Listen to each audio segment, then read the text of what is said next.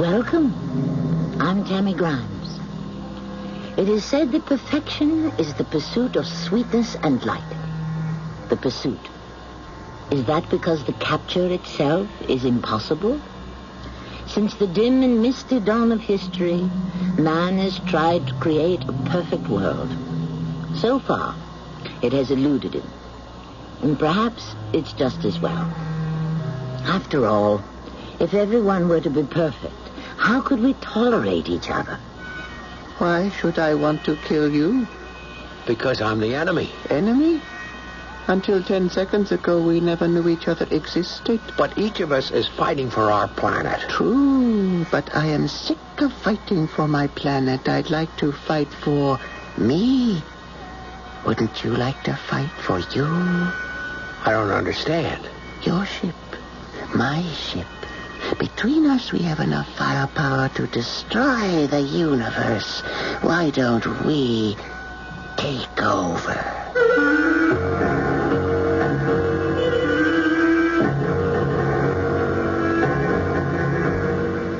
Our mystery drama, Resident Killer, was written especially for the Mystery Theater by Sam Dan and stars Mason Adams. I'll be back shortly with Act 1.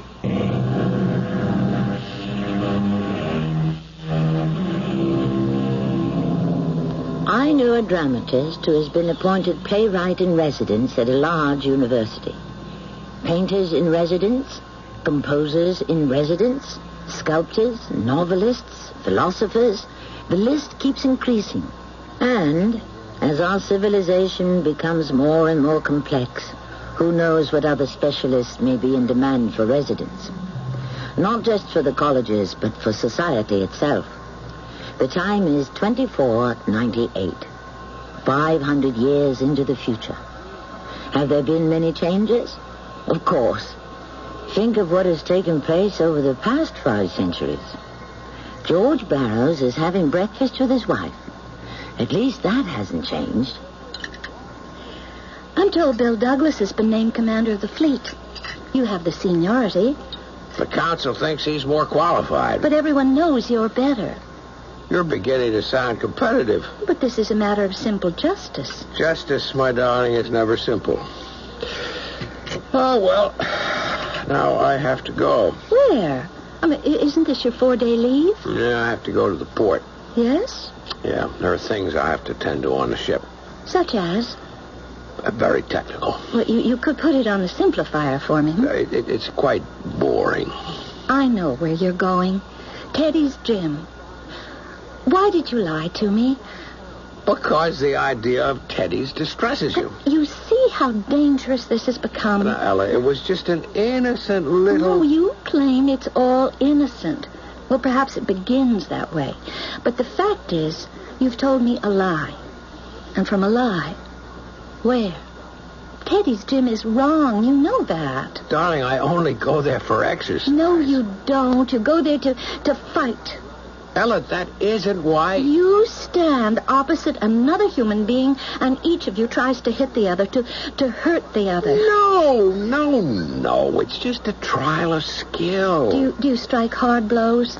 Well... Is it possible for someone to be injured? That isn't the purpose. All right, does it or does it not arouse aggressive feelings? All right. Yes, it does. You admit it. This boxing, this wrestling... Isn't it antisocial? Maybe. Oh, George, we got away from all that 500 years ago. Well, would you like for us to drift back into those savage times when it was everyone for himself and every hand raised against one's neighbor? No, but Ella, this is such a harmless thing. It is not. It is fighting. It cannot be permitted to exist in any form. It has no place in our society, which is dedicated to brotherly love. There's such a thing as too much brotherly love. George, what am I going to do with you? You could suggest me for Psych Greek. Psychic reconstruction? I really should. Well, why don't you? Because I couldn't be happy with anyone else. Even though I'm aggressive. No, stop this nonsense and give me a kiss. Of course she's right. I'm the one that's out of step. We have to have this brotherly love, this absolutely uncompromising belief in the sanctity of the individual. Because the other thing just doesn't work. I mean, it hasn't since the world began. You can't compromise and make exceptions either. There cannot be even the slightest manifestation of aggression. But what can I do? I'm an aggressive person, and the life we must lead now bores me stiff. Please pass this place by. Do not attend the gymnasium. Pass this place Help by. us eliminate aggression. Every day, they all show up in front of Teddy's gym, this anti-aggression society. They're always out in force. Not that they'd use it. The leader was this tall, dark-haired dame, and she really was built, too. She'd make a great lady wrestler. Anyhow, she would stop me. I love you. I love you, too. I love everything that lives. I also love everything that lives. I refuse to raise my hand against anything that lives. I refuse to entertain even the slightest thoughts of aggressive behavior. Aggression is an evil seed. Once planted, its growth... I'm sorry, I could stand here and agree with you forever. You are so beautiful and intelligent. However, you must excuse me. Will you accept this literature and discover how you can coarsen and brutalize yourself by attending... So kind of you to offer it. May you be enlightened. Thank you. I love you. I love you. Hey, Teddy. Teddy, are you okay? Hey, you knocked out a tooth. Oh, let me see. No, nothing's gone. Yeah, maybe. It's numb. I can't feel anything. Ooh, your nose is bleeding. A little bit. Oh, boy, that was a workout. Sit down. Hey. Hey, who's this guy, Douglas, who's just been named Fleet Commander? Oh, he's all right. Well, aren't you the senior pilot of the Space Fleet? These days, if you're not a member of the Anti-Aggression Society, forget it. That's the way the wind blows. Yeah, it's starting to howl, if you ask me. Who cares? I'd rather be on my own as a pilot where I don't have to set an example. After all, I could never come here if I were Fleet CO, now could I? It looks like you won't be coming here much longer anyhow. I'm going out of business. You're what? Yeah, the handwriting's on the wall. But you can't shut down. I'm being forced out. Teddy, nobody is allowed to use force for any reason. Conditions, George. Look around you. Now, this time of day, we'd have 5-10 boxing bouts going, maybe a couple of wrestlers. This afternoon, it's just you and me doing a couple of rounds. It's the old story. If you can't lick 'em, join 'em. Join who? That gang outside with the signs. The Kooks? No, Georgie. You and me, we're the kooks now. Those folks, they're the wave of the future. If you refuse to ride it, you'll drown. So I decided to close up. And do what? Get a job. How can you get a job if you're not a member of the Anti-Aggression Society? Huh? I guess I'll have to join up. Come on, it can't be that bad. It's worse.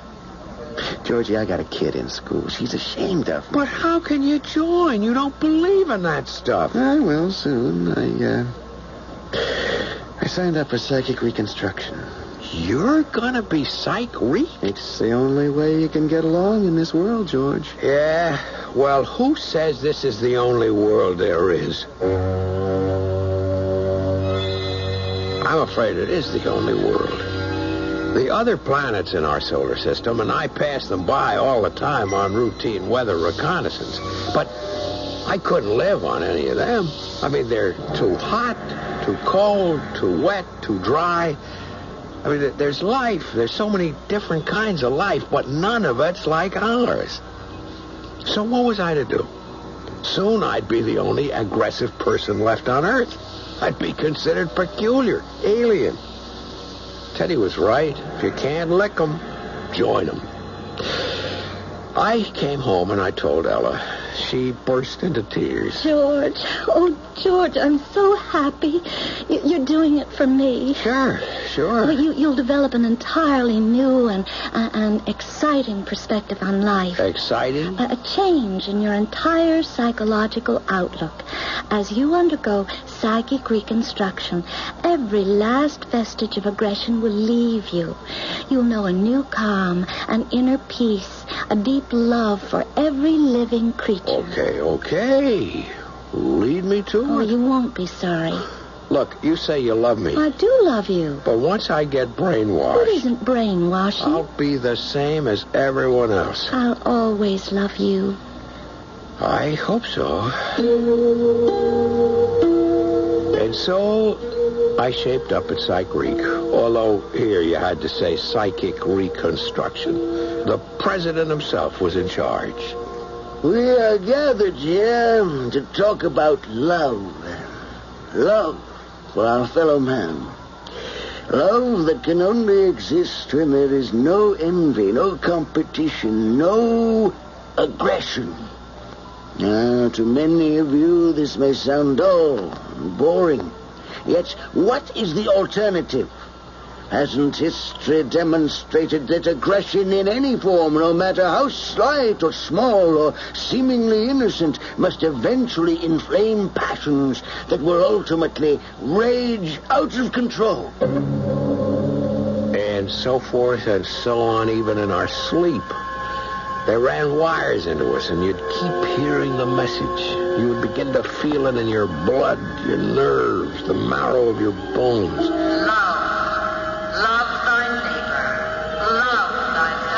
You could feel it seep through you, become a part of you. There was no escape from it. And then things became rough. You are all making remarkable progress.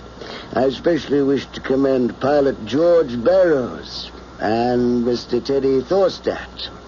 They will be the first to undergo laboratory indoctrination. And class is dismissed for the day. You may all go home. You're back early. He gave us the rest of the day off. What would you like to do? Nothing. Just rest, relax without having all that stuff piped into me. But it makes sense.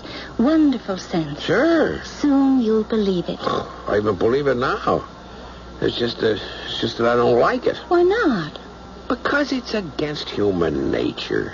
I don't care what anyone tells me. Man is a competitive animal. But he doesn't have to be. That's the way he is. And that's why he has to change. Because if he doesn't, the world will end. Okay, I hear enough of that all day. Most of us, the overwhelming majority of us, have changed, George. And you must change, too. Yeah, I'll change, but I still won't like it. What's that? The walls. What? They're shaking. It's an earthquake. No, it can't be an earthquake. 300 years ago, we neutralized the molten core. Come on, let's get out of here. The house! Hey. It's coming apart, George. Come on.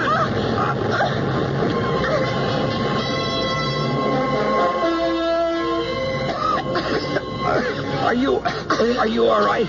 Yeah. Yes, I think so. I can't see. The whole house just came apart. Oh, all this dust. I can hardly breathe. It'll settle. How did... What was supposed to happen? Whatever we did. Here, hold on to my hand. Come on. We'll try to move back. Yes. Get some fresh air. Yes. This is better. This is much better. I wonder how everyone else did. George! What? Oh, look at you. Look. What about me? George. Ella. George, you have a beard. Your hair, it's down to your shoulders. George, you're wearing... What is that? It's skin of an animal. Ella, so are you. Trees. What are those trees? But this isn't where we live. Where are we, George? What happened to us?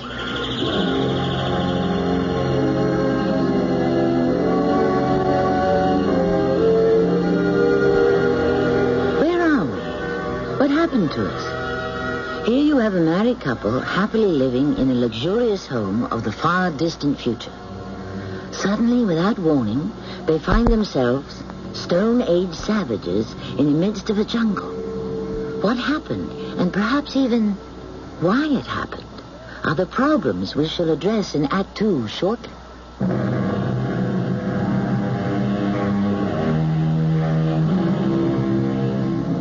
Man, said Mr. Dostoevsky, is a pliable animal, a being who can become accustomed to everything, and we might add, to anything.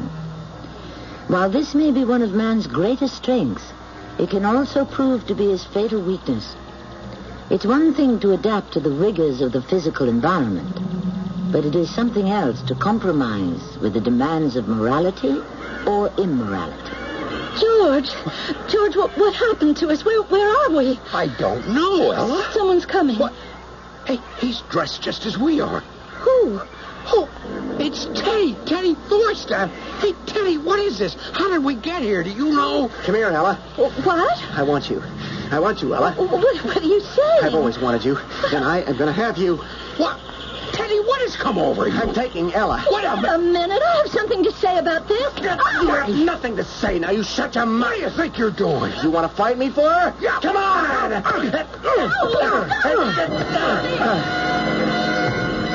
Suddenly, we were flailing away at each other with our fists, with rocks, with whatever came to hand. And the blows, they hurt. I mean, they weren't the sharp and stinging jabs we threw at each other in the gym.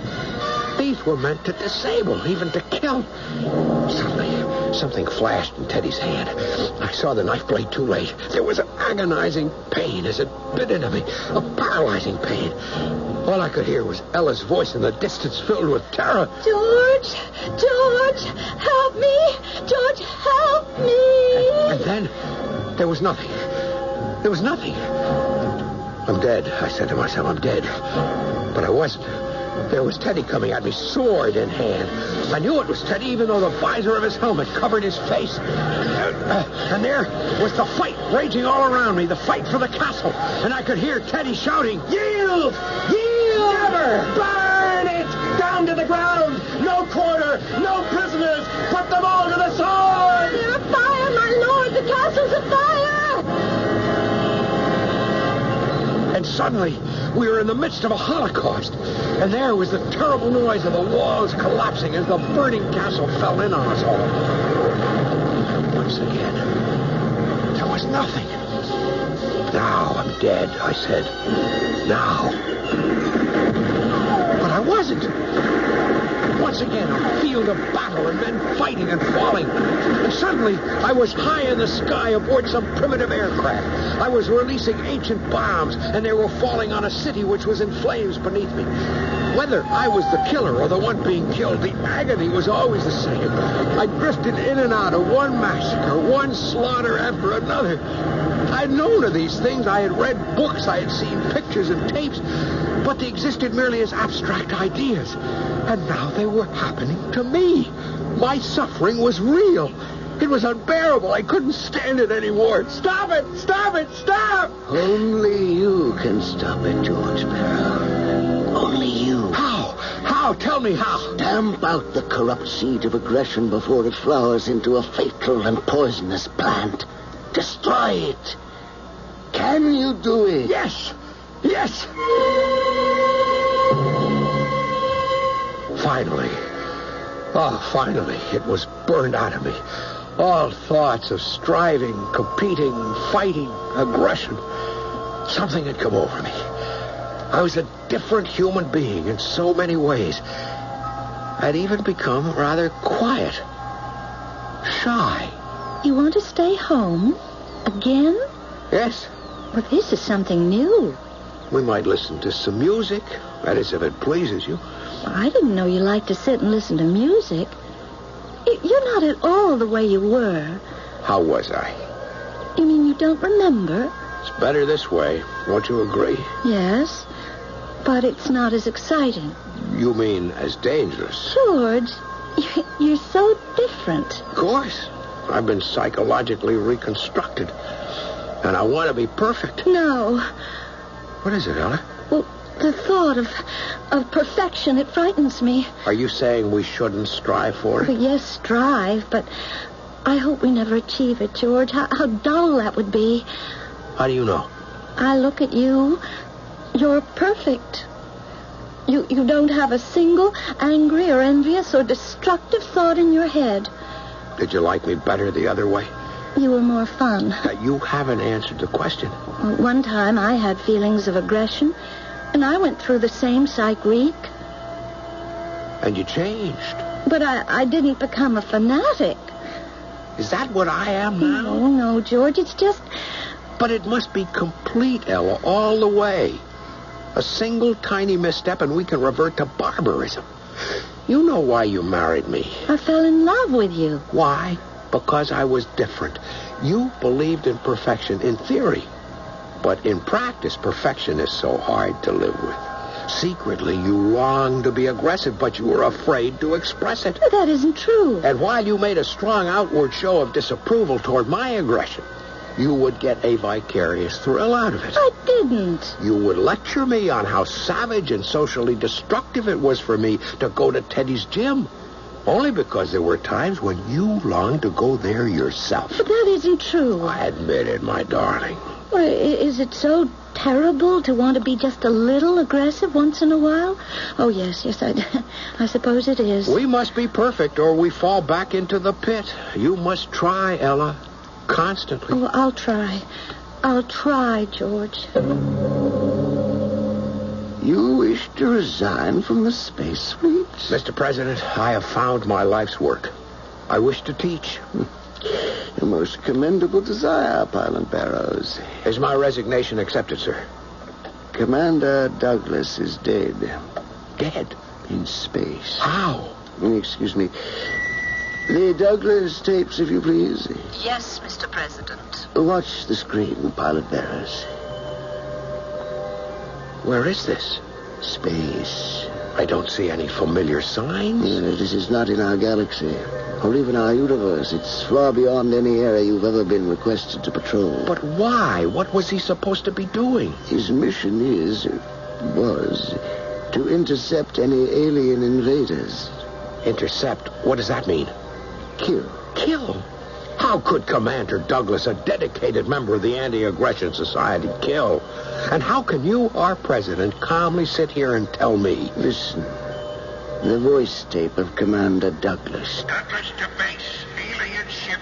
Range. 900 million. Alien course. Guard our system. Destroy. Repeat. Destroy. Isn't he going to talk to the alien first? Pilot Barrows, there is nothing to talk about. We are all living creatures. There's everything to talk about. We cannot afford to take the chance that the stranger is harmless and holds no thought of conquest. We could ask. We could try to learn. And thus reveal the fact of our existence. We cannot afford to risk war. I am now closed at 600 million. Fire. A, B, C, and D. I have fired A, B, C, and D. Score. 3 direct hits. Enemy ship gone. Why did he call it an enemy? How do we know? I've been hit. I've been hit. What?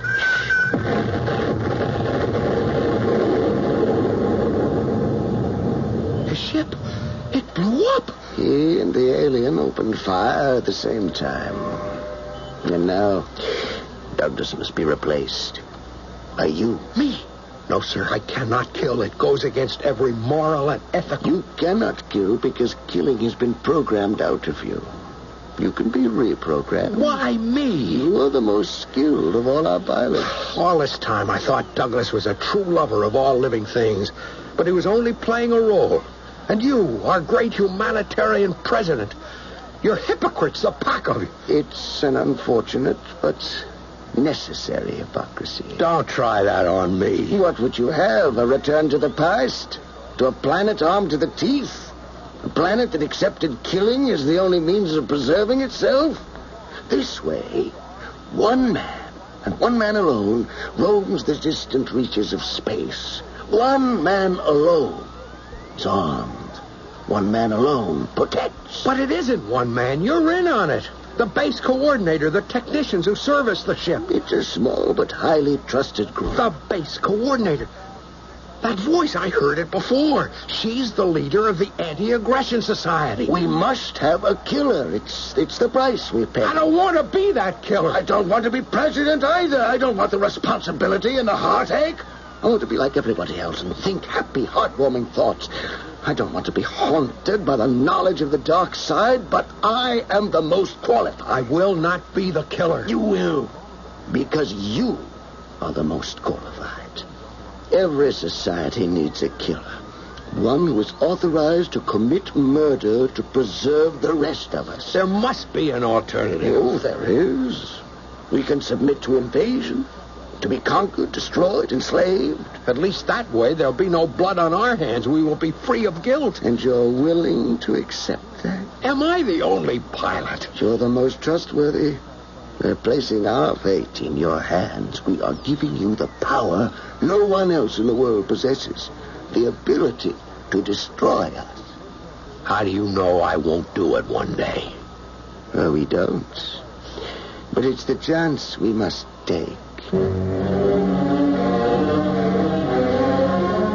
That's quite a chance, isn't it? We are giving you the power no one else in our world possesses, says the president.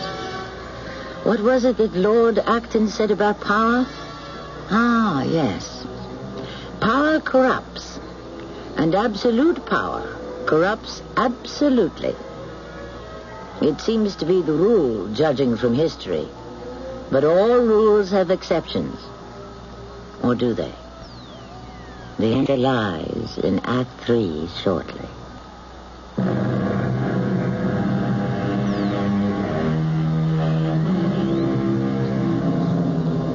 We talk of peace as the universally to be desired state.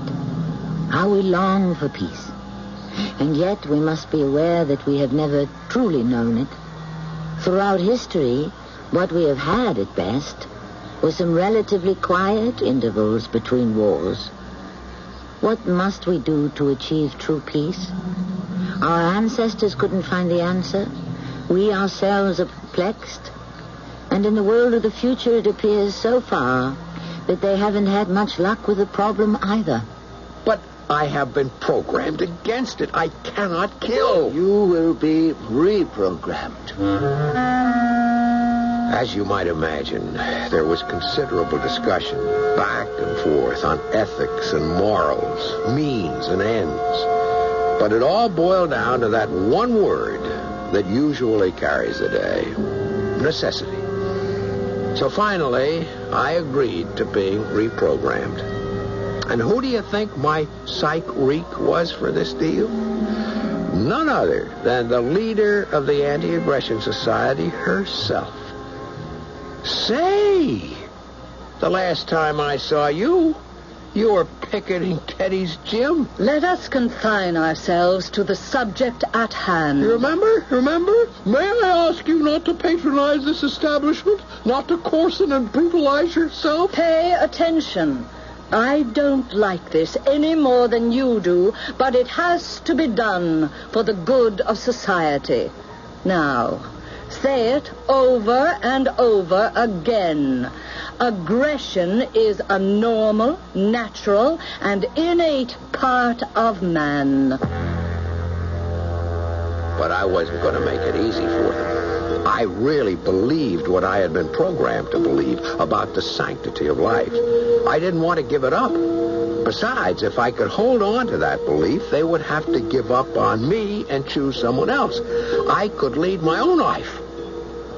But they were too smart for me. Why do you resist? This is my own basic belief. I can't help it. You truly believe that life is precious? Yes. Then ask yourself, how can life be precious, be of any value, if it isn't worth protecting or defending?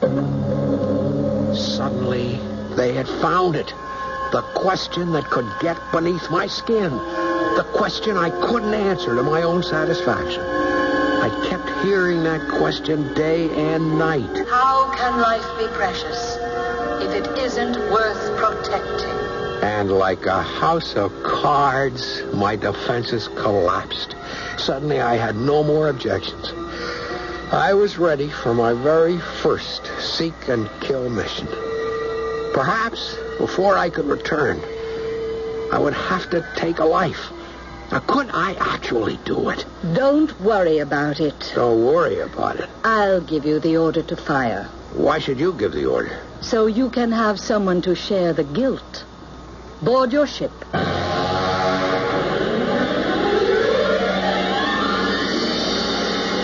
Before I knew it, I was out there billions of miles away. It was a strange feeling. Here in this world without end, How many planets could there be that might support a life form that could be probing for hours? Maybe none. Maybe a few. Maybe a million. I was all alone except for her voice that tied me to home. Set course that will appear on your computer readout. Wait. Yes? Bottom left quadrant. Coordinates 8730. Do you see? Yes. You have movement at coordinates 8630. I can't tell what it is. After a while, you'll be able to recognize that configuration instinctively. It's a ship. A ship? Prepare to destroy. Destroy? There must be another way. There is no other way. But... Before he destroys you. Range. Range? Activate your rangefinder. Now. Range. 1.2 billion. You are getting a new course bearing on the computer. Read it. Adjust. Range. 900 million. Prepare missiles A, B, C, D for firing. Oh, please, can't we... Prepare missiles. Acknowledge. Missiles armed. Range. 700 million. Fire. Fire. I don't know if I can. Don't think. This is just another routine command from the base. Fire. Fire. Good. Watch. Don't sit there. Take evasive action. He may have fired at you. I can't move. I'm sick. I don't feel well. That's to be expected after your first kill. Oh, don't put it that way. Be all right. I've taken a life. You'll get over it. Never. After a while, you won't even think about it. Do we really have no choice? Was this the best solution they could find? Maybe this was the only way we could survive. She was right about one thing. She said I'd get over it. After a while, I wouldn't even think about it. Well, after a while, I didn't think about it. Upper right quadrant, coordinates 3419. Upper right, 3419. Movement verified. Alien ship. Range. 900 million. Activate rangefinder. Acknowledge. Arm missiles E, F, and G. E, F, and G armed. Range. 700 million. Fire on 6. Ready. Ready. Fire E and F. E fired. F fired. Fire G. G fired. Good shooting. He's off the screen. He's gone for good. You can come home. She was right when she said I'd be able to do it without thinking. But she was wrong when she said I'd get over it. Once it was done, once the excitement, the fear, the suspense were gone, I was drained, completely spent, and physically ill. What was the matter with me? And then I found out by accident. I had reported to my base coordinator for debriefing after my latest mission. Good. You got 2 this time. We thought Douglas was an expert, but you cover a wider sweep than he ever attempted. Huh. What is it? Well, I don't know. Shouldn't you report to medical? It's all right. I think I know what it is. It was her right cheekbone. There was a bruise, very slight, almost invisible, but it was there. Or was it my imagination? Nope, it couldn't be. It was the kind of bruise you get when someone has struck a blow. Who would strike the leader of the Anti-Aggression Society? Who would even strike a blow at all? There was one person who might be able to tell me. I don't know what you're talking about, George. Teddy, I didn't want to ask her. Are you back in business? Yep. But it's all hush-hush, top secret. They all come to me. The president, the base coordinator, the technicians. They have to. Why? Same reason you do. They're all killing. Oh, no. I'm the only one who's actually... Oh, sure, but they're part of it. any one of them could stop it one way or another, and that makes them all equally guilty. But why do they have to come to you, Teddy? Oh, look at yourself, George. You're a wreck emotionally. You preach constantly against aggression, but aggression is the most vital function you perform. So you have to nourish it, keep it alive. You have to come to a place like this, box, wrestle, compete strenuously. Are we insane, Teddy? What can we do? It's the only way to save the world. Whether or not it was the only way to save the world, I couldn't say. But I do know that it was the saving of me. The competitive activity started the juices flowing again. And before I knew it, I was a new man. Or maybe I had gone back to being the old one. Even Ella couldn't figure it. You want to go out again tonight? Why not? It's just every night this week. Well, I only suggested it because of you. Me? You said that after my psych reek, I became dull. I wasn't much fun anymore. There is such a thing as too much fun. I was doing my job. My job as killer. I had spotted the enemy ship and was waiting for the firing order from the base coordinator. Fire, C and D. C fired, D fired. Good shooting. Come on home. I looked at the screen. This time the alien ship had not disappeared. There was a dark, motionless blot on the lower right-hand quadrant. I was filled with a great curiosity. What was this alien? I simply had to know. But it was against regulations to approach, yet I had to do it. They didn't have to know. I cut off my transmitter. I approached her quickly. She was a kind of roundish vehicle, not at all too different from my own. Who and what could be aboard her? I locked with her magnetically. I looked over her hull for the entry port. I found it. And even though I was unarmed, I lowered myself inside. There was a twisted look to everything, a feeling of death. Then I saw him. The most striking man I'd ever encountered.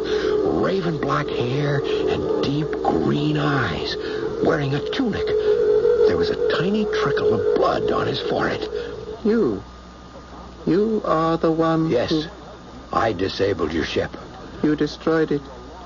You're lucky you saw me first. I would have destroyed you. I have better weaponry, more firepower. My world is more advanced than yours. How do you know? Because you have not learned to read minds yet. You're reading my mind? Yes. That is how we can communicate. You're bleeding. Let me help you. You cannot. I'm helping myself. How? Your missile did a great deal of damage. Inside me, my body is now trying to repair itself. Oh, I'm sorry. It's the nature of the universe. Right now, my body is trying to repair itself if it can. Why don't we... Oh, but he didn't say... What is? We should get into your ship and go to my planet and take it over. Take it over? Rule it. Own it. We have the weapons. Submit or we shall blow you out of existence. Then we'll go to your planet. We'll give them the same ultimatum. You and I, we will rule together. Oh. We, you and I, we do the work. The dirty work. Why shouldn't we? My body, it isn't repairing. I'm dying. And he was dead. The most unusual man I had ever met. And I had killed him. I went back to my ship and headed for home. And so, in recognition of your devotion to duty and your splendid performance, not just as a pilot, but as a dedicated member of the Anti-Aggression Society, I'm honored to present you with the Medal of Perfection. Wear it proudly. Thank you, Mr. President. But while you have given me the Medal of Perfection, I don't really own it yet, for I, like everyone else, must still strive for perfection. I thank you. A most gracious and modest speech, Commander Barrows.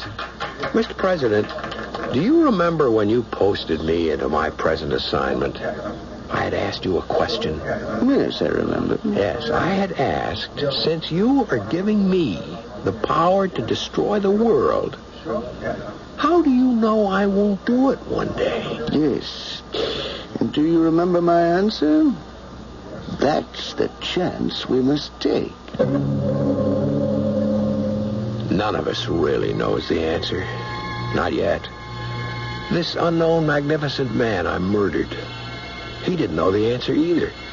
He came to a certain conclusion after how much disillusion and frustration. And am I getting there too? When he had suggested to me that we take over both worlds, I recall now that I didn't automatically and instinctively turn it down. Is it possible that I will actually do it one day? I don't know. I honestly don't know.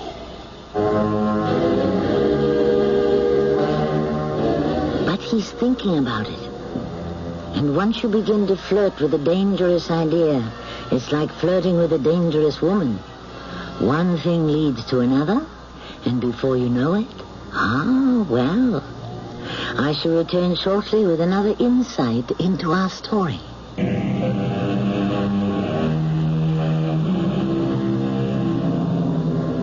Throughout history, peoples, nations have turned to so-called strong men and said, protect us from our enemies within and our enemies without. Throughout history, all the stories have had the same dismal endings. People discovered after it was too late that they had only invited the fox to guard the hen house. Our cast included Mason Adams, Russell Horton, and Carol Teitel. The entire production was under the direction of Hyman Brown. Hello, my name is Dick Brescia, and I'm the Senior Vice President for the CBS Radio Networks. For the past 9 years, we've been pleased to have been part of helping bring drama back to radio in the form of the CBS Radio Mystery Theater. The man most responsible is with us. He's producer-director Hyman Brown. These have been the happiest 9 years of my 50-year career of creating radio drama.